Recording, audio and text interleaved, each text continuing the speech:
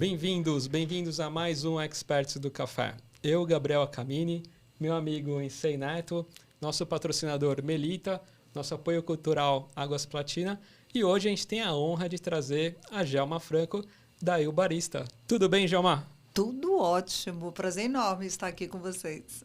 Poxa, que legal, né, Ensei? Conhecer mais um pouquinho da história, né? Eu fico muito feliz que a Gelma tenha aceitado, né, estar aqui conosco. Aliás, eu costumo dar o apelido para a Gelma de a locomotiva do café. Verdade.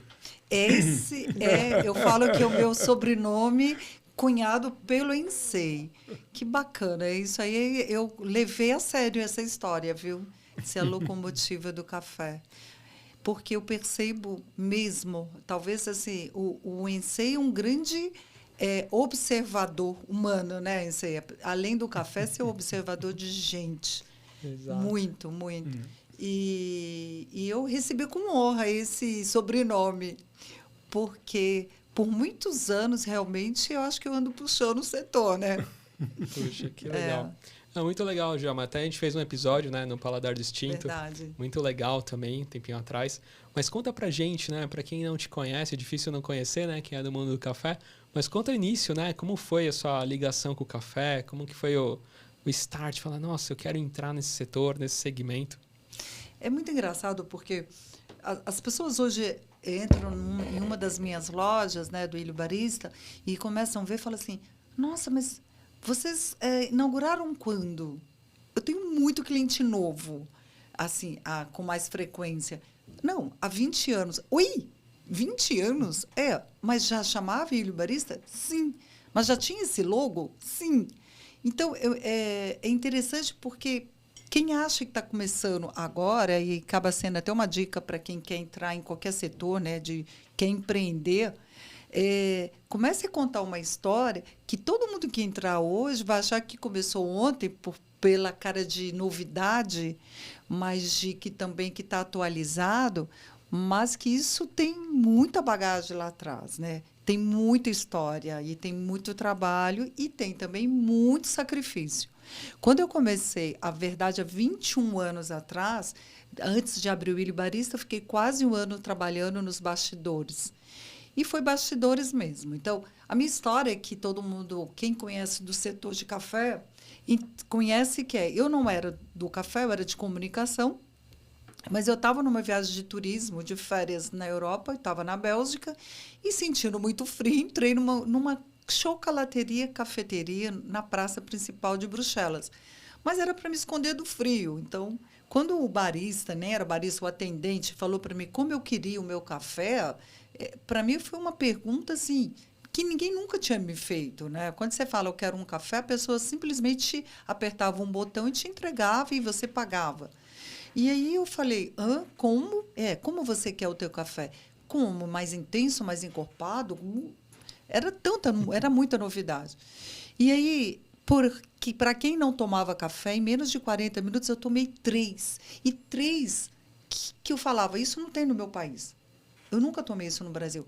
Mas eu não era nessa época fã de café. Eu tomava café no Brasil por compromissos, por educação, né? Mas eu não era fã, porque o café expresso, principalmente, me dava muita dor no estômago.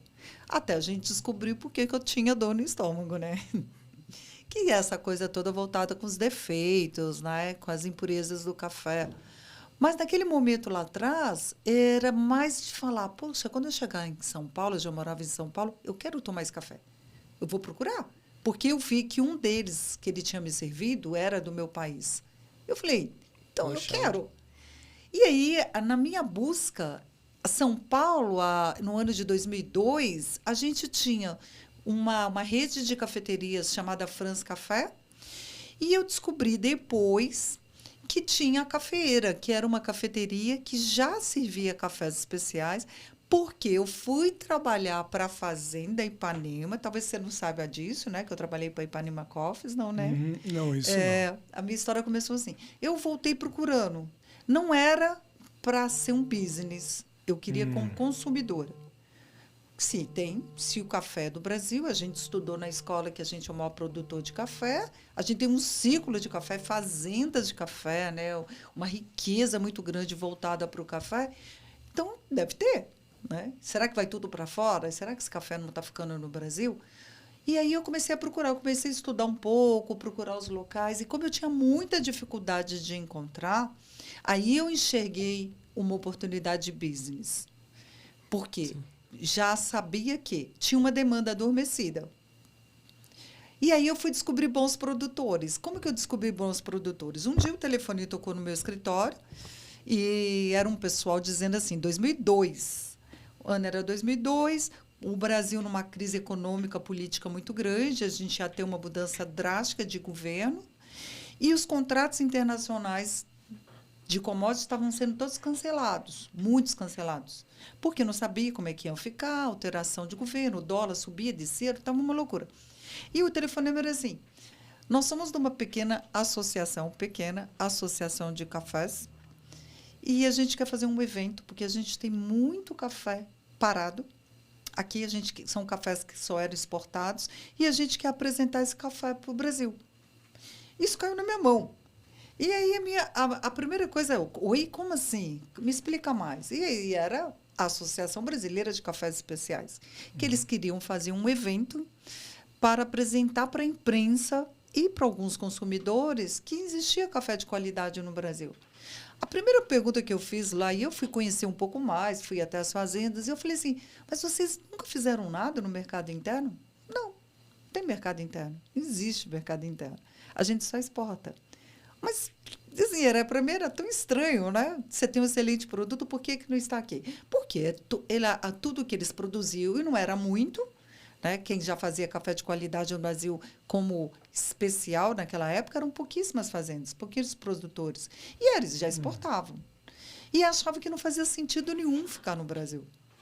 E aí, ok, eu entendi, mas eles queriam começar a apresentar. Então, eu fiz o primeiro encontro de cafés especiais do Brasil, em 2002, num local chamado AmCham, que é uma Câmara de Brasil-América, né? Ali na Chácara Santo Antônio, em São Paulo, com 3 expositores, 3. Mas a gente conseguiu levar a imprensa.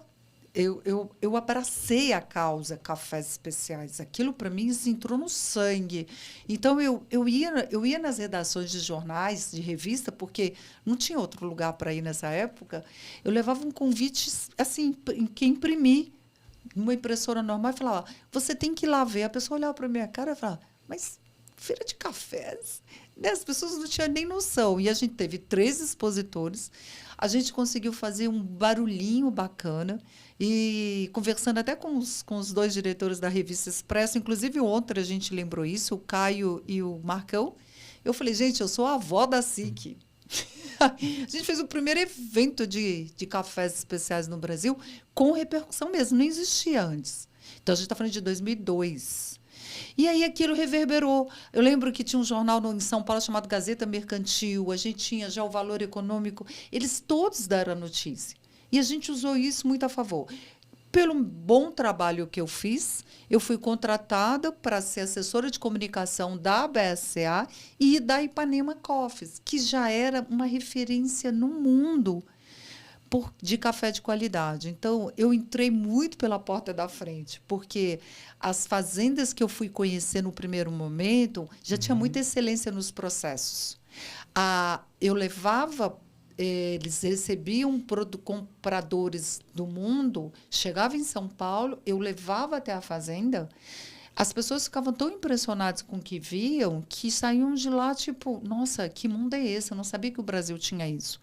Então, assim, eu entrei muito pela porta da frente. E aí, entrou no sangue. Durante os 2 primeiros anos, eu já fui meio que tateando e fui construindo a história do Illy Barista Cafés Especiais. Tanto é que antes de eu abrir a primeira unidade, a primeira loja, eu já tinha contratado e feito todo o manual de identidade visual, registrado o nome.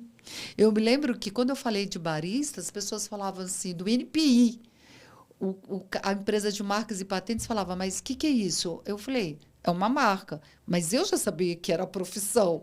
Mas eles falavam, descreve para mim. Não tinha no dicionário, em sei. Foi existir no dicionário quase 10 anos depois, a palavra barista. Quando eu registrei, imagina, quase 10 anos antes, eu criei a marca, registrei, porque não existia aqui. As pessoas não sabiam do que se tratava.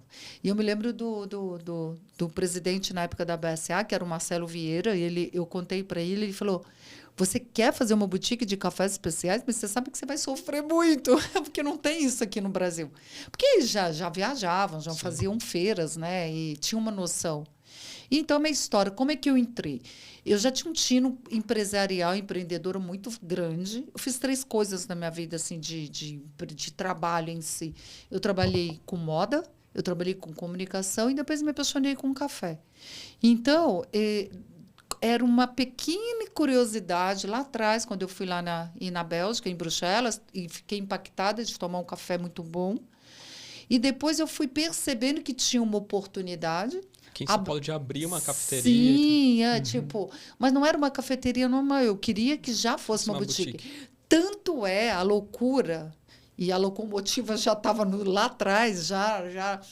Quando eu abri a primeira loja, eu já tinha 3 tipos de cafés na para servir como expresso, para servir coado. Os clientes falavam assim, e um deles era orgânico. Você tentar vender o conceito de orgânico há 20 anos atrás, de você contar café que, olha, torra fresca, estou fazendo agora por demanda para você. Era muita loucura, mas uma loucura pensada, claro, mas assim, era muito para a cabeça do consumidor que estava entrando ali. A primeira coisa que ele sempre falava é assim, por que cafés?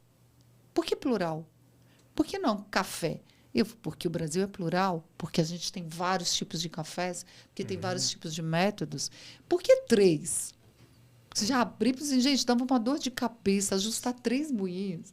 A gente era muito empírico na época, porque você não tinha muita informação. A gente não tinha Google, não tinha YouTube, não tinha informação de professores, né? A gente não tinha professor de café. Assim, a gente ia aprendendo com aqui, com outro aqui. A própria Ipanema, ela trouxe 2, 3 caras muito bons de fora para poder falar um pouco mais sobre café. Mas ninguém tinha essa coisa muito forte de técnica, sabe? Sim. Técnica de barista mesmo aqui. A gente era zero. Era muito de aprender. E a gente não tinha paladar também para isso. Então, foi toda uma construção de uma cultura. A questão da água, serve com água ou não? Qual o tamanho, os ml de café que vai numa xícara? O açúcar que tinha que derrubar dentro do café para saber se a crema suportava ou não. Quer dizer, foram algumas coisas também. Depois a gente foi quebrando muitas informações, que a gente foi vendo também que você, no conhecimento é uma coisa e a informação que te é imputada, né? Como a gente não tinha nada, você não tinha parâmetro. Então, você acreditava no que a pessoa te falava, né? Era a verdade absoluta. Uma verdade absoluta que foi quebrando depois, né, com o tempo, é que expresso bom era o expresso curtinho, restrito. Aquilo amargava a boca, porque a gente não tinha referência e falava, mas isso é bom? É o melhor. Mas de onde que veio isso? Os italianos contando isso pra gente. Que o ristretto era maravilhoso, que aquilo era café. Espera aí. Com o tempo você vai entendendo o quê? É ok, é bacana. Para quem? Quem tem essa cultura? Essa percepção, quem né? tem essa percepção? Nem todos vão ficar bons. Você imagina um café com acidez elevada, curtinho. Se a pessoa não tem essa noção do sensorial, você está dando um remédio para a pessoa ali. Então, mas a gente não tinha essas informações. Então, você vai aprendendo. Então, nos primeiros anos, era muito aprendizado. Mas o que eu aprendi, e eu fui buscando mais, e eu fui passando. Aí eu tinha muito esse cuidado de passar somente aquilo que eu achava que realmente fazia sentido. E quais foram suas referências assim para abrir, por exemplo, maquinário, design da loja? Vamos lá. Você foi buscando, teve algumas referências assim? Então, eu sempre viajei muito. Opa. Como eu trabalhei com moda, eu tinha uma visão estética muito boa e eu fiz comunicação com especialização em marketing, muito voltado com essa coisa da cor, do sensorial, Design. da beleza, do design, né? Não assim, eu não Sim. tinha muita ideia do espacial, da arquitetura em si, mas eu sabia o que eu não queria, já estava ótimo. Então, eu tinha muita facilidade para explicar o que eu gostaria. A minha primeira loja, olha, a gente nem tinha Starbucks no Brasil, e eu tenho isso como prova, porque eu fui capa de livro de uma empresa. Quem vai lembrar disso? Quer ver? Existia uma Otec. Lembra de Otec aqui em São Paulo? Sim. Eu não sei, um negócio de hotelaria. E você lembra do Milton, do Café Supremo? Sim. O Milton é dinossauro também. O Milton, ele já torrava café, café tradicional na época, mas o Milton foi me procurar porque essa empresa queria fazer um livro para explicar como é ter uma cafeteria. Só existia eu em São Paulo com esse perfil. Qual que era o meu perfil? Eu já fiz 2 paredes de vidro enorme com bancada alta para as pessoas sentarem e ficar olhando para a rua. A gente não tinha isso aqui, as pessoas não tinham. Eu queria já fazer uma coisa meio Europa, meio Estados Unidos, então eu tinha um pouco dessa referência. Aí o que acontecia? Com menos de 6 meses, isso é uma curiosidade legal, eu tive que abolir, guardar as bancadas altas e colocar mesa pequena. Por quê? Eu sentava aqui com uma xícara de café. Alguém sentava do meu lado. Essa pessoa abriu um jornal, que na época era jornal, era revista. E quem estava aqui ficava olhando o que o cara estava lendo aqui e puxava assunto. Só que essa pessoa não queria conversar com essa aqui. Então, a gente percebeu que as pessoas evitavam de sentar ali, que não tinha ainda essa coisa de... Eu estou olhando a vida acontecer aqui fora e eu estou tomando uma xícara de café e eu estou vendo as pessoas passarem, o carro passar, o céu, a chuva. Não tinha. Então, quer dizer, eu tentei trazer isso. Como também eu comprei maquinário. Eu falo, o Léo Pasquale teve aqui, né? Sim, sim. O Léo era um menino. O pai dele, quando era um dos poucos que já trazia equipamento, mas estava começando, uma das primeiras máquinas eu comprei foi através deles. E eles trouxeram para mim, que eu vi numa feira fora, um moinho de moer café para a gente entregar para o cliente, como a gente faz hoje. Que era para moer na hora. Aí as pessoas olhavam para mim e falavam, mas como? Eu quero o café pronto. Eu, sim, está em grão. Eu vou moer para você, você vai levar fresco para casa. Era muita informação, era muita educação. Além de hoje ser. Então, minhas referências de fora. Não existia Starbucks, mas existia uma cafeteria pequena que ficava dentro de uma livraria. Eu sempre fui muito de ler, da Barnes Noble, lá em Nova York, que eu ficava lá dentro, lendo. E era uma cafeteria pequena. Então, a minha referência era do aconchego, nem tanto pela estética. A estética veio muito dessa coisa de um bar-café, mas com essa cara que eu quero ficar muito tempo aqui, lendo, tomando café, apreciando. Mas as referências eram muito parcas. Tanto é que, mesmo assim, eu já fiz uma cafeteria antemporal, porque eu não tinha essa coisa do rústico, não. Já era um chique, sabe? Uma Sim. coisa que... Tanto é que eu quis abrir dentro de um hotel, e era um hotel internacional. Por quê? Porque eu sabia que o Brasil ainda não tinha... O consumidor existia, mas estava adormecido. Ele não sabia que eu existia. Então, como é que eu ia levar ele para lá? Ia demorar. Mas o hóspede do hotel, sim. Isso já tinha, Porque, né, a vivência. no mínimo, ele já Exatamente. viajou. O hóspede do hotel, eu bati muito pé e investi muito para fazer a minha primeira loja dentro de um hotel, que era um hotel internacional, que na época estava entrando no Brasil, que era o Meliá. E foi lá que eu fiz a minha primeira loja. Já era 3 portas enormes de vidro para a rua. Tinha o acesso pelo hotel e o acesso pela rua. E mais bacana, cafés especiais. O tempo inteiro, para contar que existia Brasis, dentro do Brasil existia Brasis e regiões incríveis de cafés, no plural. Olha só, que legal, né? Isso aí. Então, é interessante você acompanhar essa história da Gelma, porque 20 anos, na verdade, virada de 99 para 2000, é que as coisas começaram a acontecer com mais rapidez, né? Na verdade, a gente tem uma cafeteria que foi assim, uma super referência, que era o Café do Ponto, na época com o Seu Américo. Sim, Tá? sim, um querido. Tanto que a primeira loja que verdade. eles fizeram foi no shopping... Morumbi? Não, Não foi? Ibirapuera. Nossa, no Morumbi ele ficou mais de 18 anos. Ele ficou Sim, muitos mas anos, né? era no Ibirapuera, no é? piso inferior. Que era um corner e foi a primeira vez que alguém colocou as origens brasileiras, a Mogiana, Incrível, Alta hein? Paulista. Então, ele era um visionário. Só que, ainda assim, eram cafés ótimos, porém num ambiente, digamos assim, né? tradicional. A diferença nessa história da Gelma é o fato dela trazer uma leitura diferente, mais, digamos assim, moderna, mesmo que ela diga que é atemporal, mas ela é moderna e que prevalece até hoje. Então, acho que isso aí talvez seja o grande mérito, né, desse ponto. E a segunda loja? A segunda loja foi no Shopping Morumbi. A segunda loja tem uma história muito interessante. Exatamente. A minha segunda loja no Shopping Morumbi, eu estava com menos de 2 anos com a primeira. E, gente, empreender, Brasil, naquela época, num mercado totalmente dominado por poucos, né? E homens também tinha isso também. Eu nunca sofri preconceito, mas assim, você percebia que existia tal. Então, e pouquíssima divulgação. Então, a gente trabalhava muito para fazer o negócio dar certo, para rodar. E eu me lembro que eu fui convidada, isso é relacionamento. Os clientes iam até a loja e uma das conversas é assim, olha, a gente montou um escritório aqui perto, nós fomos trazendo uma marca para o Brasil de eletrônicos, eletrodomésticos, não posso abrir o nome agora, mas a gente quer fazer um café dentro dessa loja, vai ser no Shopping Morumbi. Posso te mandar o projeto para você ver se você tem interesse? Era muito bacana a ideia, né? Eu via isso lá fora, que no Brasil não existia.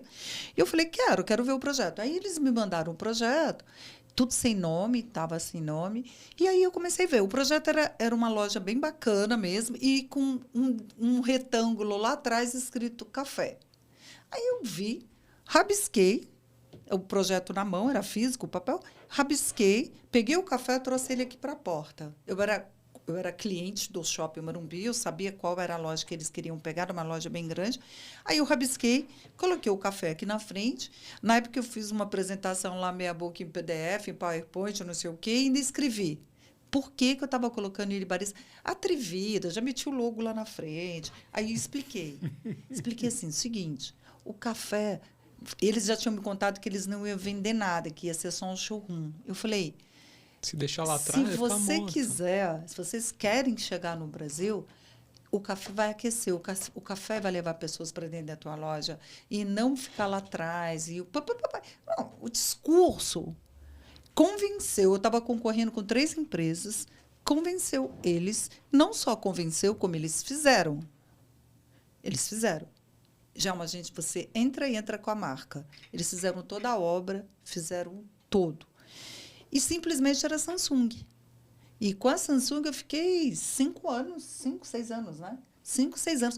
Até eles deixarem de ser showroom e virarem distribuidores. E aí a matriz saiu fora, a marca mesmo saiu fora e virou outros parceiros no Brasil. O corporativo saiu. Mas foi incrível, porque você imagina, uma marca, hoje é a maior do mundo, né? Sim. A Samsung. Acredito, pensa, a quantidade de gente que estava atrás do projeto, do branding, e eu fui lá e falei, olha, eu só vou se eu vier aqui, porque é aqui que faz sentido. Aqui que tem que aquecer, aqui que vai trazer cliente para vocês, blá, blá, blá. O cliente não conhece. E por muito tempo as pessoas chegavam na minha loja lá do Shopping Morumbi, primeiro, que a gente tinha uma coisa muito acolhedora de chamar cliente pelo nome.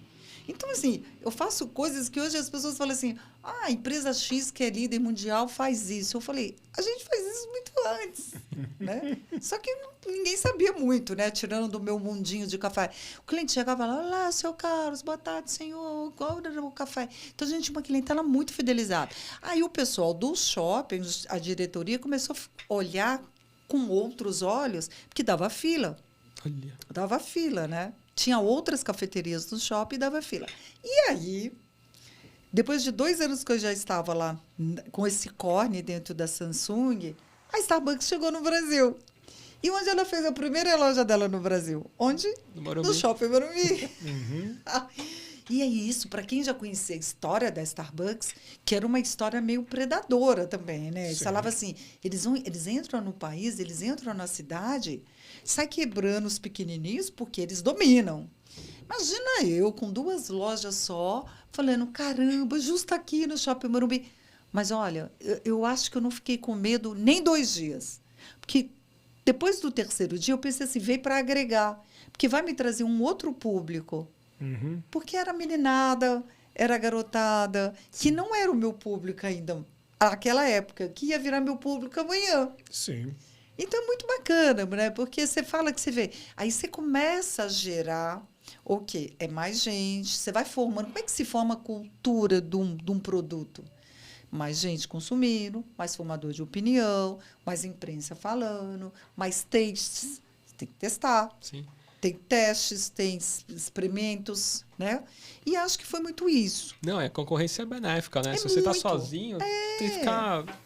Concorrência gera muito Claro. mais. A concorrência, muito mais. até porque pela concorrência, assim, não é porque vai ser predador, não. A concorrência é muito bom porque te abre, primeiro que te deixa em alerta o tempo inteiro, você tem que estar em alerta o tempo inteiro, e segundo, que você começa a ver oportunidades que talvez que ele não está vendo. Exato. Né? Então, ele fica no nicho, você fica no outro. Claro. Né? E se complementam.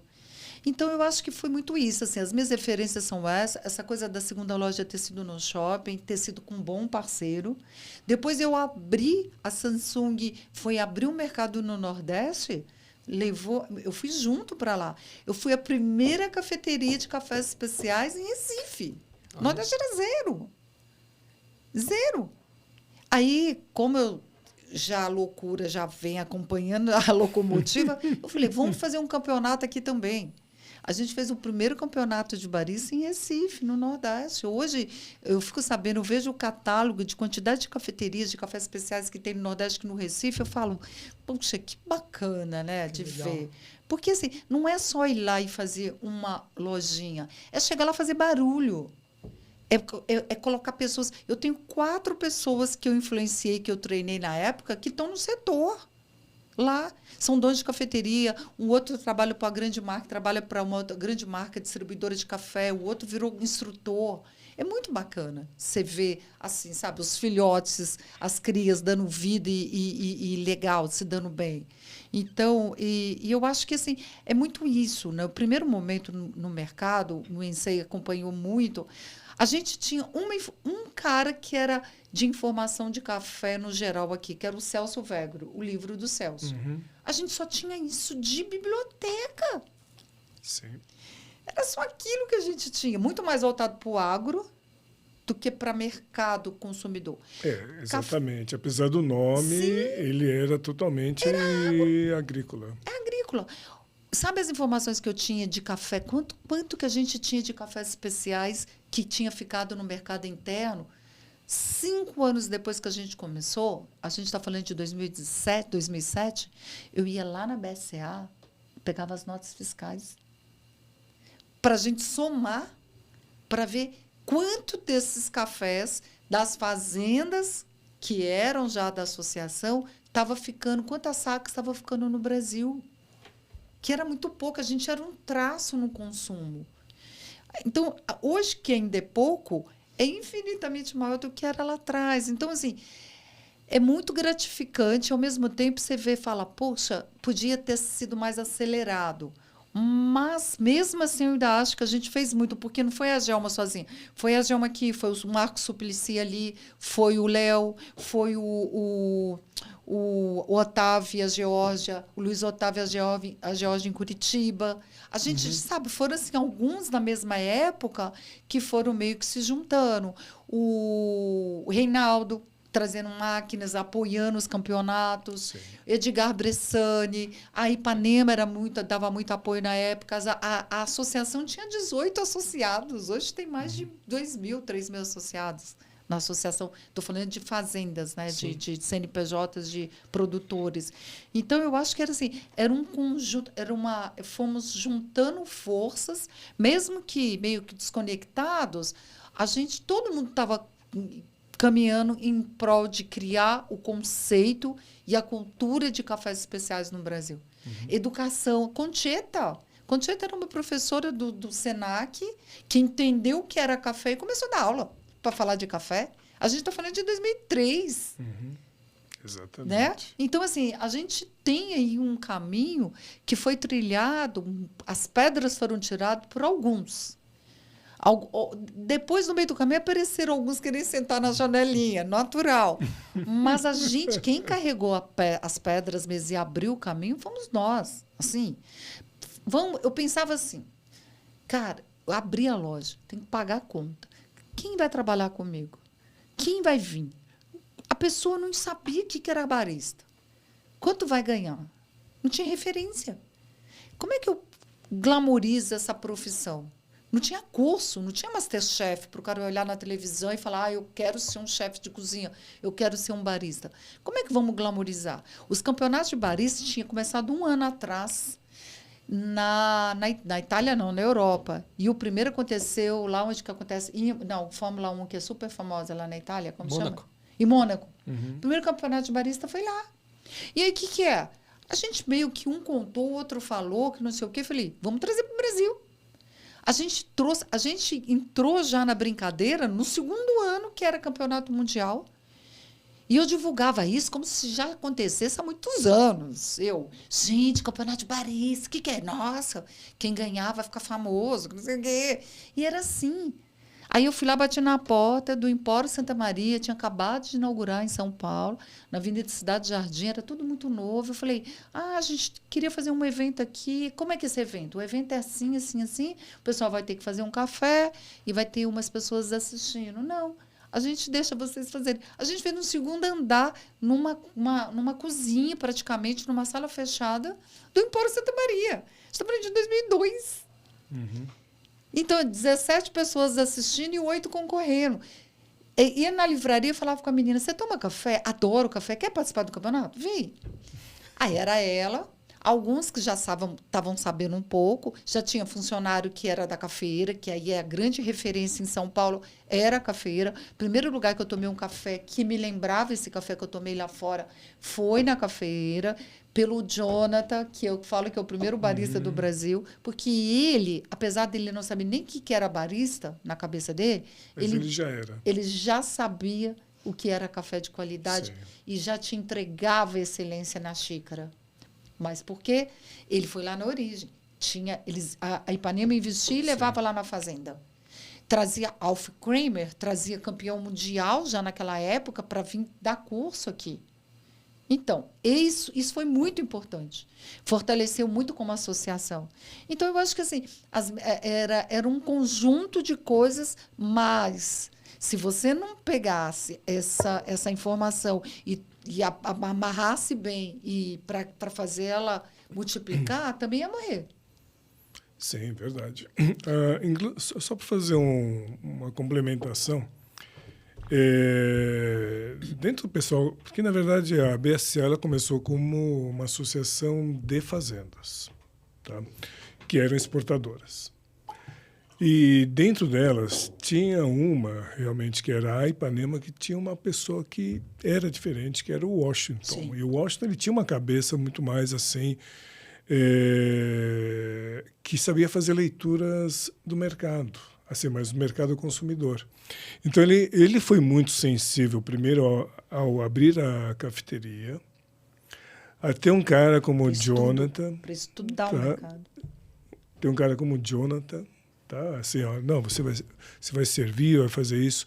E ele sempre foi uma pessoa muito cuidadosa em relação a atendimento, sabe? Ele, assim, de todas as fazendas que você visitava na época, mas o receptivo da Ipanema era sempre considerado inesquecível.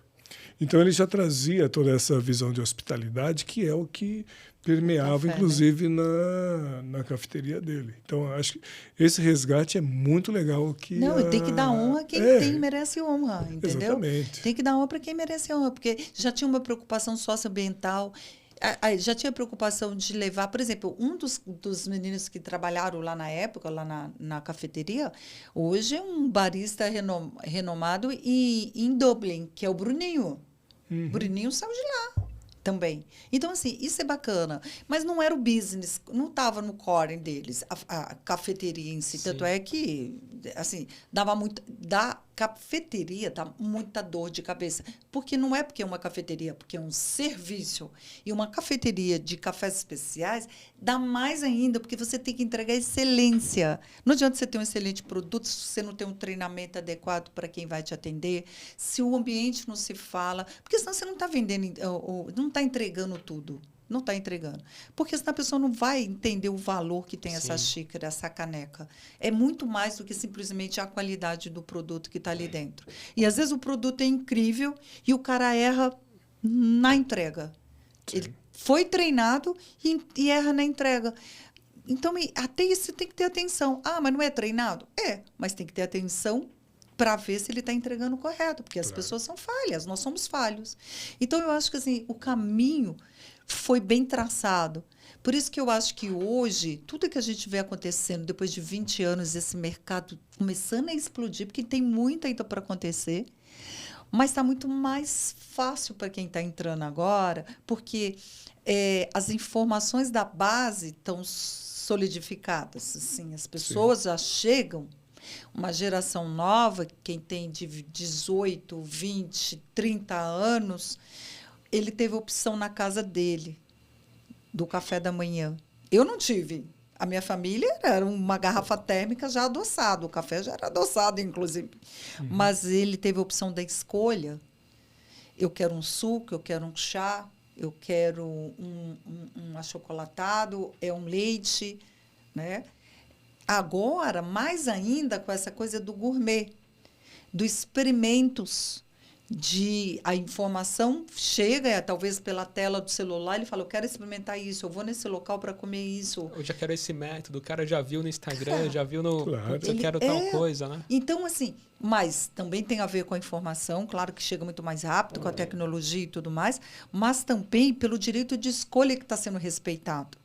Antes a gente tinha até vontade, mas a gente não sabia nem explicitar. Por exemplo, assim, quando eu comecei lá atrás e ofereci 3 cafés, é porque eu já queria te respeitar como consumidor, dizer o seguinte, o meu paladar é diferente do teu. Como você gosta do teu café? Mais intenso, mais encorpado, mais cítrico, mais chocolate, mais o fundo, não sei o quê? Por quê? Porque é diferente, as pessoas são diferentes. E muitas vezes você não era interpretado dessa forma, né? Não era um marketing. Tipo, eu tenho 3 cafés. Não, tinha o porquê ter os 3. E essa nova geração teve o poder de escolha, que é muito bacana, né? Então, agora está mais fácil, inclusive, para você apresentar novos sabores, novas histórias para eles. Exato. Isso aí que é importante, né, pessoal? Porque comer e beber não é tirania. Você poder escolher é a parte mais importante. E falando em escolher... Poxa, acho que está na hora, né, Issei? Vamos fazer, né, café? Claro. Então tá ótimo. Claro. Então, vamos lá. Agora é o momento do café. Opa! Adivinha qual? Poxa, um café incrível aí, viu, Issei? Não. E é do Cerrado, hein? Muito bem. Você está lendo a minha mente. Tô aprendendo, né? Tô aprendendo. Quando começa a tomar mais café, assim que funciona. Tô aprendendo, viu, Gabriel? viu, Você começa a ler a mente do outro. Obrigada. Essa aqui é uma série legal da Melita, que é chamada Regiões Brasileiras, que na verdade foi a primeira linha de cafés que identificou as 3 principais origens brasileiras, que é Cerrado, Sul de Minas e Mogiana. Tá? Muito bem. Cafés fáceis de beber, assim, tranquilos. Né? Eu acho que o importante é... Mas faz parte das nossas taste memories, né? Exatamente. Porque e lá atrás, na infância que veio, né? Que é a nossa referência todinha. Isso aqui é cheiro de café, meu pai fazendo para me acordar de manhã. Por quê? Porque é o que ficou, né? E também ajuda a nortear hoje o que a gente estava falando, as nossas escolhas. O que a gente gosta, muitas vezes, volta a falar, a gente sabe o que a gente gosta, às vezes a gente não sabe pedir, a gente não sabe solicitar. Caramba, que legal. Ô, Djalma, você está falando que tem muitos clientes novos, né, na loja e tal, assim.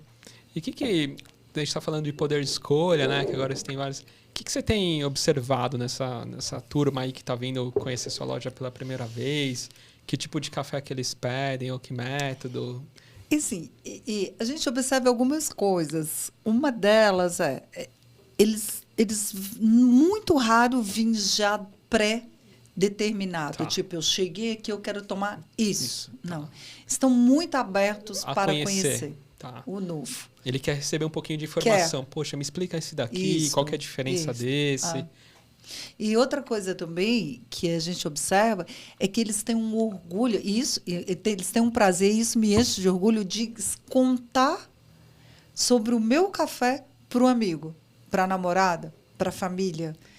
Ontem eu até estava sentada como cliente numa das lojas e eu vi 3 rapazes chegando e um contando para ele, explicando tudo. Eu falei, excelente. O melhor cliente é aquele que você conquistou ele de tal forma que ele vira o propagador Sim. da tua marca, da tua Boca história. a boca, né? E tudo. Porque assim, ele viu, ele foi convencido, porque ele vivenciou, ele sabe que é verdade, não é um storytelling fake, ele sabe que aquilo acontece, e ele não me conhece, eu estava sentada, e eu vi ele passando na minha frente, e assim, ele conversando com os outros 2, falando, ó, esse café aqui, esse aqui, ó, a Gelma falou que esse aqui fica melhor no método filtrado, não sei o quê. Então, isso é muito bom, né? Então, o que eu percebo? Eu percebo eles assim, e eu percebo também muito que, principalmente no Ilha Barista, tá? Isso é uma coisa que a gente tem muito forte. A gente virou muito objeto de desejo para presente. Cara, é assim, você sair do commodity, transformar o café em um objeto de presente, para as pessoas presentearem alguém com métodos, com grão, com xícara, com acessórios, né? Então, isso é muito legal, porque você percebeu assim, as pessoas te entendem que tem muito mais valor agregado que simplesmente café ali dentro. Sim, tem conceito, É. tem Isso história. É incrível. Isso realmente, assim, é de você falar. É uma mudança muito grande, né? E eu acho que a equipe também, né? Acho que a equipe é muito legal da Barista, porque tendo visitado e presente, né? Você vê ela explicando, ó, isso aqui é tal, isso aqui é uma bialete, isso aqui não sei o quê, isso aqui é uma balança X. Então, acho que também faz a diferença naquela pessoa que quer. Porque tem gente que quer levar, quer comprar, mas às vezes aquele vendedor não sabe explicar. A pessoa fala, puta, acho que não vou levar aqui, vou levar depois. Mas quando já tem um atendimento diferenciado, porque o meu né? time é consumidor. Exato. Ele é consumidor. Sim. Eu pego a turma, eles vão em outros locais, a gente faz oficinas internas. Hoje de manhã, por incrível que pareça, assim, depois eu mostro para vocês aqui. Hoje de manhã, eu tenho um supervisor de qualidade que estava dando aula de sensorial para 3 colaboradores. A gente faz reciclagem o tempo inteiro. Podia pensar assim, deixa eu esperar dar 10 pessoas para pagar o cara, para a pessoa formar um time para ir para a sala. Não, é toda hora. Então, por quê? A gente faz sorteio, a gente faz equipe interna e fala, olha, esse aqui é um método de preparo novo. Os campeonatos. Eu sou aquela, né, que adora um campeonato, trazer coisas diferentes, tal. Então, assim, incentiva eles, inclusive, a consumirem os produtos. Porque ele que me ajuda a vender e a explicar para o consumidor. Ele até acho que te ajuda na curadoria dos itens que tem que ter, né, Gelma? Falar, poxa, acho que é legal ter acho que esse item aqui, né? Então, acho que também, como ele é consumidor, ele acaba, acho que, tendo essa visão também do que tá legal, também, né? E também prova muito café, né? Sim. Gente, eu faço há 8 anos, e você sabe disso, Sensei, ninguém nunca tinha domesticado o cupping. Eu faço cupping para cliente, para consumidor, todos os sábados. Isso, mas não é um cupping profissional. A gente faz uma prévia e uma degustação assistida, usando parâmetros de um cupping profissional, mas deixando bem claro que é uma brincadeira, né? Uma brincadeira numa introdução ao mundo. E abre a mente das pessoas, que as pessoas nunca tinham parado para pensar, que pode usar os 5 sentidos para pensar o café, para beber café. Né? Como é que vai? Então, eu acho que isso é muito legal, assim, da gente trazer essa coisa do cupping. Sim. Outra coisa que eu acho que a gente trouxe para o mercado, que faz muito sentido, que também, sim, é o sobrenome Locomotiva, que é talk com produtor. Eu trago produtores para vir conversar com o consumidor. E não é grandes plateias, é 10, 12, 15 pessoas, quem estiver na loja. A pessoa fala assim, mas o que eu vou falar ao produtor? Muitas vezes, pessoas mais simples, lá do interior, no sentido que não está acostumado a falar com um grande público. Eu fala o que você faz, do jeito que você faz. Lá mexe na terra, a dificuldade que é, o jeito que é. Então, isso eu acho que ajuda bastante também. Porque o cliente que está vendo, ouvindo, ele passa a dar um valor maior ao produto que ele vai consumir. Conscientiza ele. Histórias verdadeiras. Sim, né? vai conscientizar ele da próxima compra dele. Então, nada disso, assim, eu falo que são ações como o campeonato de Coar, né, a Copa Coar, o Box Surprise, os barismo em si, nada é em vão. Sabe, a educação junto com formação de opinião, junto com taste, e assim vai formando pessoas também. Sim. Falando nessas inovações, né? Você trouxe aqui algumas novidades, né? Vamos comentar um pouquinho, Gelma? Os filhotes, 2, as crias.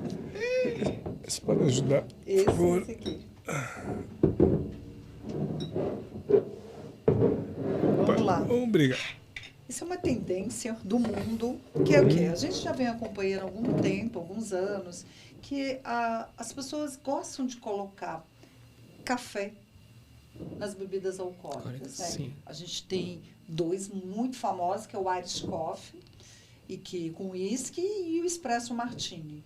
Então, por exemplo, o Espresso Martini nos Estados Unidos, em Nova York, isso é pesquisa mesmo feita, é a primeira pedida nos bares de Nova York, nos hotéis, é o Espresso Martini. E por muitos anos.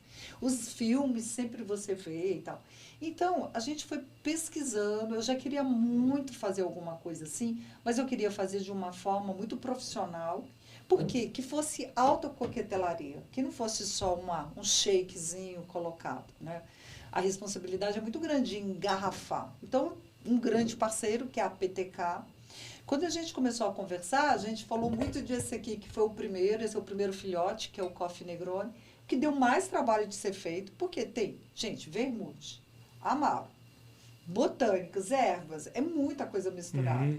E aí tinha que acertar o café certo, qual o método, como é que ia fazer. De eleição. Tá, acertou, ponto. Ele é maravilhoso, ele lembra zero aquele remédio que as pessoas às vezes tomavam quando eram pequeno para ficar fortinho, que tinha um amargor. A maioria dos Coffee Negroni pronto, que eu já experimentei, lembra muito aquele amargor atrás, meio químico. Este não, ele é aveludado, é incrível. Eu desconheço mesmo quem experimenta e depois fala, eu quero. Então, é bem bacana esse aqui. É um grande sucesso de venda e tudo mais. Depois a gente veio para esse aqui, que a gente fala que é o vinho da mulherada, porque o Espresso Martini ele ficou muito suave. Ele pode ser tomado assim, porque ele tem infusão de café, mas você pode também fazer o shake dele com café e com gelo. Então, fica maravilhoso também. É incrível, gelado. E agora, o nosso último lançamento, que foi agora uns 2, 3 meses atrás, a gente cresceu a família com este aqui e com este aqui. Esse aqui, Will, esse aqui você não chegou a ver também, você não conhecia. Esse licor, o Will Licore, ele ficou incrível porque é cacau e café. Nossa. E ele tem uma concentração que você pode tomar ele sozinho, mas você pode usar ele em bebidas. Eu adoro. E eu estou usando ele muito em receitas. Por exemplo, eu tenho uma receita de mousse de chocolate com café que eu usei ele, que ficou sensacional. Nossa, no tiramisu, às vezes. É muito bom. Podemos Só para maiores. Só para maiores. Deixa eu pegar aqui. Eu quero que vocês experimentem, porque esse aqui, ele ficou muito aveludado. Ficou muito interessante. Que bacana. Bom. Eu acho que são poucas bebidas com esse tem um paladar muito apurado. A responsabilidade é enorme com você, Gabriel. Que é isso. Aí, ó. Opa, Santi. Viva. Viva. Aí. Bom, a cor é linda, hein? Nossa.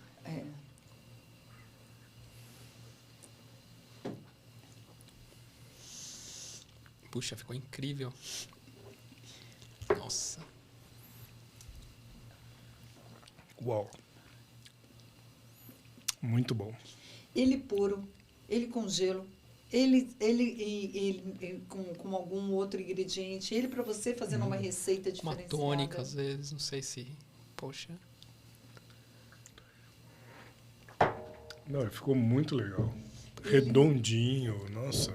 Nossa, e para sobremesa, acho que tá Exatamente. muito animal. Tá muito... Exatamente. Então, eu extremamente feliz, muito feliz com esse projeto. Por quê? Porque é uma nova linha.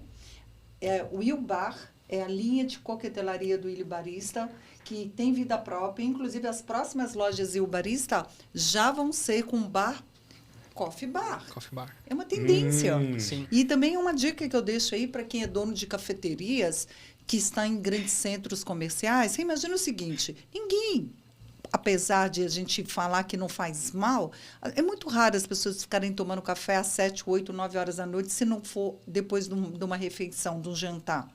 Então, as cafeterias têm um tempo muito ocioso, inclusive, né? Sim.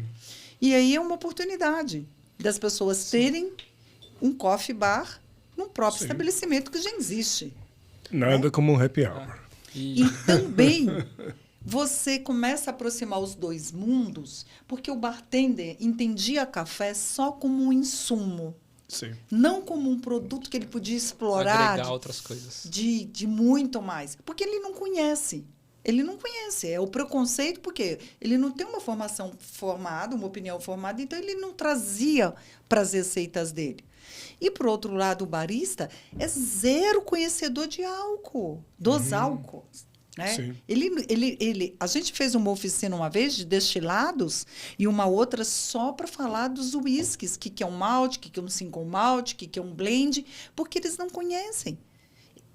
Talvez essa junção, e é o que eu quero, e aí eu já vou contar a novidade, que além disso aqui, que é a nossa linha, a gente está agora trazendo um campeonato chamado Box Surprise, que é uma invenção minha de alguns anos atrás, ficou meio engavetado e agora a gente vai colocar de novo, que é campeonato, um concurso de bartender e baristas para saberem se falar e criar bebidas incríveis, receitas incríveis com café e álcool. Nossa, muito legal. Até um dos meus últimos... Para degustar, não é para ficar bêbado, né? Sim. É para degustar, Claro. para a pessoa abrir o paladar, poxa, novos sabores, aromas. Tem coisas que as pessoas, quando descobrem, e outra coisa, saber blendar. Porque às vezes a pessoa usa um produto ou outro, a bebida fica horrível. Exato. Porque ele não sabe a dosagem certa, ele não sabe o equilíbrio. Sim. Então, o equilíbrio é muito legal. Quando que você consegue o equilíbrio na vida e nas coisas? É quando você estudou, testou, aprimorou, aí consegue. Não, e muito legal. Um dos meus últimos episódios lá no Paladar Distinto foi com o Rafael Aoki, né? Ele do é Quintio. E Ele é assim, mixologista? não, é na parte de confeitaria. Ah, de confeitaria. E o que tá, tá. assim, bombando, assim, em diversos países é o quê? É a confeitaria com drinks. Ah, olha. Então, lugares que vendem coquetéis com sobremesa. Então, assim, tá incrível, né? Então, assim, acho que tem um trabalho Você tem enorme. uma... Por exemplo, ó, este aqui, este eu falei para vocês, e o licore. Este aqui, Gran Finale. As pessoas, por que esse nome? Porque é o final da refeição. Você está lá com a sobremesa, tal. O que é? Ele tem um composto aqui que tem nuts, tem laranja, que lembra muito um produto para você misturar com café para fazer o famoso carajillo, que os jovens adoram. Sim. Sim. E que tem restaurantes em São Paulo que, assim, o principal ticket dele não é o vinho, é o carajillo. Claro. É. E esse aqui, diga-se de passagem, ficou menos doce, porque a gente colocou menos xarope de açúcar para sentir. Por isso que ele é um pouco menos licoroso do que outros que existem no mercado. Mas, em compensação, você toma ele sozinho e acha ele maravilhoso. Então, essa é a família está crescendo. A gente tem também o limoncello, mas esse não leva café. É só uma base para a gente fazer as caipirinhas de café. E a gente criou, então, a gente tem vida própria. O Il Bar, inclusive, virou um produto para eventos corporativos totalmente para a noite. A gente criou uma oportunidade, porque às vezes assim, mas é um evento à noite, a gente queria levar vocês. Não tem bebida? Temos. está aqui. Então, agora, em novembro desse ano, a gente faz o primeiro Copa Box Surprise em São Paulo. E quiser depois vai para todos os estados, como a gente fez com a Copa Coar, né? Começou aqui, hoje um sucesso em vários estados. Inclusive, eu estou sabendo que eles querem, que já tem oportunidade para fazer na França, em Portugal. Que legal. E é muito legal ver isso acontecer. Que bacana. Muito bom. Muito Ô, Jean, bom. mas de tendências, assim, que você tem visto, assim, novidades, alguma coisa que tem te chamado a atenção aí no mundo das cafeterias? Eu acho assim, vamos falar que o mercado vai acontecendo, vai ficando um pouco mais maduro. A gente percebe hoje que uma tendência muito grande de cafés métodos filtrados, Tá. em vários formatos, tá? Eu falo pelas nossas próprias unidades. Eu sou muito balcão, a gente tem um feeling muito grande do balcão, e eu percebo hoje o que era assim, a café filtrado, muitos anos atrás, representava 20%, 30% dos pedidos. Hoje, tem loja que é 60%, 70%. Nossa, Sim. caramba. O expresso, ele continua Sim. muito presente, mas eu tomo expresso, mas eu quero um filtrado, mas eu quero. Então, assim, o filtrado, na verdade, é a nossa grande referência, né? O Sim. Brasil é o país dos filtrados, cafés filtrados. Mas não é né? só no Brasil, né? O mundo inteiro. Mundo, é. A exceção da Itália. Mas a Itália tem um porquê Então, muito grande. existe um porquê do expresso, mas no restante do mundo, o que domina é Você o vê os filtrado. países escandinavos, eu estava com uma pessoa da Noruega almoçando, ele comendo batata e uma proteína com a French press desse tamanho de café filtrado, almoço dele.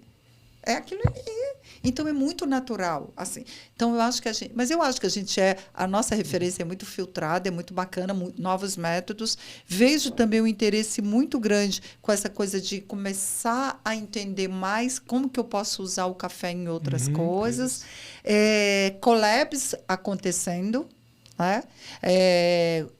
A história agora da Bialetti com Dolce & Gabbana é incrível, porque Eu até estou sabendo que você é uma tem cafeteria. uma anúncio aí. É uma cafeteira, né? É uma marca tão tradicional Sim. que é difícil você acreditar até que quebrou um paradigma, né? Trouxe uma moda, uma marca de moda, uma referência mundial que é a Dolce & Gabbana pro café. E aí a gente eles trouxeram isso. Está no Brasil para vender esse produto que é incrível, e a gente está aqui contando um pouquinho dessa história, né? Que é a Bialetti. Nossa, muito legal. Se quiser. Eu vou mostrar deixa eu mostrar aqui. para cá. Olha só. Isso. Eu achei muito legal que, olha, o encontro de ícones italianos com café especial brasileiro. Muito bacana. Muito legal. Dolce & Gabbana e Bialetti são italianos, duas marcas ícones italianas com café brasileiro. E eu estou aqui contando essa história. Muito legal. Agora, isso aqui é uma coisa muito importante que ela está colocando, porque quando o mercado é maduro, ele se reinventa. E você observar a cafeteira Moka, que há tempos atrás era muito restrita para aquelas pessoas, eu gosto do meu expresso em casa, ela se reinventou nesses últimos anos com cores, assim, fazendo uma diversidade de apresentações que novamente conquistou o mercado. É verdade. Então, mas não fugiu da origem, né? O formato é o mesmo. O formato e o método, o jeito de fazer, a válvula de pressão, é tudo o mesmo. Não, e isso não se mexe. Tá? Agora, mas o mais importante é que ele mostra as possibilidades que você tem em sempre se renovar. Sim, e grandes marcas, né, apoiando e tudo mais. Mas acho que os utensílios como um todo, né? Se você for ver hoje as panelas, tá né? Incrível. As panelas também estão com decoradas, tem Sim. uma linha, né? Acho que a gastronomia como um todo. Porque está virando a chave. Tá virando, a chave exatamente. Eu não como ou só bebo. Eu sinto prazer no em que eu estou cozinhar fazendo. e fazer um Mas na era digital, eu também quero mostrar para o outro que que eu tenho prazer no que eu estou comendo, no que eu estou bebendo, né? Estou mostrando. Exatamente. É um novo mundo, Sim, né? sim. Mas no meio disso tudo, eu sempre acho que a gente tem que preservar. A gente está falando da Bialetti que guardou as origens, né? Está inovando, fazendo parcerias, a gente também, mas sempre guardar a origem, né, as suas essências e tudo que te traz. E eu acho que isso é muito importante, porque nada disso aconteceria, e eu falo até na minha vida, que é um legado que eu falo que quando as pessoas me perguntam, e eu sei que é uma pergunta que vocês iriam me fazer, eu já estou adiantando, que é, o que você acha que você deixa de legado para o setor, né? Eu sempre falo que a coisa melhor que eu acho que eu fiz é conseguir unir as pontas, é aproximar as pontas, é trazer o campo, que era tão rude, tão rústico, não sei o quê, é olhar para eles com um olhar de falar assim, uau, como vocês são incríveis, e trazer para cá, e pegar esse consumidor e falar, vem cá, deixa eu te mostrar o que a gente faz aqui no Brasil, que é muito bom. Deixa eu te mostrar o que essas mulheres do campo estão fazendo, que o pequeno produtor está fazendo. E olha que preciosidade. E mostrar para ele que isso pode ser muito legal. E aí, valoriza aqui, valoriza aqui. Então, eu acho que isso é muito bacana, você conseguir, sabe, unir essas pontas e glamorizar, sim, o café, né? Para mais pessoas terem acesso, mas é um glamour acessível. Sim, isso se chama valorizar. Sabe? Isso é dar valor. Caramba, muito... Nossa, fantástico, Gelma. Aliás, a Gelma ela mudou agora de categoria, não é mais locomotiva, já virou trem-bala. Expresso, né? Muito bacana, né? Mas, e também uma outra coisa, né? A partir de, não só disso, eu vejo cada vez mais, alguns anos que eu sou muito convidada para dar palestra, para falar sobre café. De uns anos para cá, não é só mais sobre café. É sobre empreender? Sim. Mas mais do que isso, cada vez mais a gente vai vendo o quanto que o mercado e fora do mercado começa a te ver como persona. Uhum. Então, é muito bom. Eu falo isso com orgulho mesmo, sabe? As pessoas às vezes falam assim, mas está falando dela própria. Falo. Tem que falar. Sim, tem que ter eu orgulho. Sei o que eu construí, eu sei o caminho que a gente tá percorrendo, eu sei o legado que eu quero deixar. Mas quando você fala de persona, é porque você não está vendendo qualquer coisa, está vendendo a tua história com muita bagagem, que doeu muito para ser construída, e que não tem nada fácil. Então, todo mundo às vezes acha que está tudo bem, que legal, que não sei o quê, está tudo sorridente. Mas o sucesso de ontem para hoje, dessa madrugada, demorou muitos anos para ser construído, né? Com certeza. Ainda tem muito para fazer. É o velho ditado. Todo mundo me vê com a taça na mão, mas não vê os tombos que eu levei, né? É verdade. É isso aí. Ô, Gelma, para quem está escutando, quer conhecer suas lojas, quer provar seu café, essas coisas tão bacanas, passa para a gente os endereços. Tá bom, vamos lá. A gente tem Shopping Morumbi, Shopping Cidade Jardim, a gente tem Shopping Anália Franco, a gente tem no Itaim, na Rua do Consórcio, que é a casa onde está a torrefação. Esqueci alguma? Esqueci. A gente está inaugurando um Giardino, Ilibarista Giardino, lá no Shopping Catarina, saindo um pouco de São Paulo, já indo para Sorocaba. É bem interessante, é um conceito muito legal, que lá, inclusive, já vai ter o Will Bar, que é dentro do conceito. E essas são praticamente as lojas. São as 6 lojas do Ilho Barista hoje. Beatriz, esqueci. Putz, eu tô aqui. Olha, perdão, gente. Isso é bom. É um esquecimento, porque senão é que está crescendo mais. A gente tem uma loja que é um ícone que eu quero muito que vocês dois vão conhecer, que vocês não conhecem ainda, que é dentro de um prédio histórico no centro de São Paulo. Ninguém queria ir para o centro. Centro de São Paulo tem o preconceito, tem o perigo, tem não sei o quê, não dá para andar no centro. A B3 restaurou um prédio icônico ali na Rua João Brícola, restaurou um prédio incrível, chamado Prédio das Moedas, e a gente foi convidado e nós estamos lá com uma cafeteria maravilhosa, que virou point, que viralizou, tem posts assim com não sei quantos milhões de acessos, porque as pessoas querem ir lá. Então, isso assim, ficou muito legal. Abre de segunda a sábado, e aos feriados também. A gente só não abre aos domingos, sempre no horário comercial, e sábado e feriado das 10 às 16. 10 às 16. Que bacana. Este local, quero muito que vocês vão conhecer. Vamos sim. Porque ninguém queria ir para lá, não existia cafés especiais no centro, e a gente chegou. E eu fiz uma coisa muito bacana também lá. Como o prédio, a entrada do prédio é com as moedas da época de Dom Pedro, tem moeda lá de 200 réis, 100 réis, eu criei chocolate de café com Com esse formato de moeda, que é aquelas moedas que era quando a gente era criança, a gente Sim, ganhava as aquelas moedinhas de moedas. chocolate. Eu criei aquilo e essa loja vende essas moedas e as pessoas levam essas moedas Que exatamente em homenagem ao prédio. Poxa, Legal. nota 1000. Muito Que Legal, né? Maravilha. Poxa, muito legal, né, isso aí. Poxa, mas Grande. legal. Obrigado, viu, Djalma? Foi Obrigada a incrível vocês, aí o né? papo. E nosso agradecimento aqui a Melita e Águas Platina. É isso aí. Sim, Gelma, realmente muito obrigado. Foi um passeio de trem-bala. Passou muito rápido, né? Muito rápido. Voou. E agradecemos mais uma vez e esperamos vocês no próximo episódio. Até mais. Tá, até mais. Tchau, tchau. Até mais. Tchau, tchau.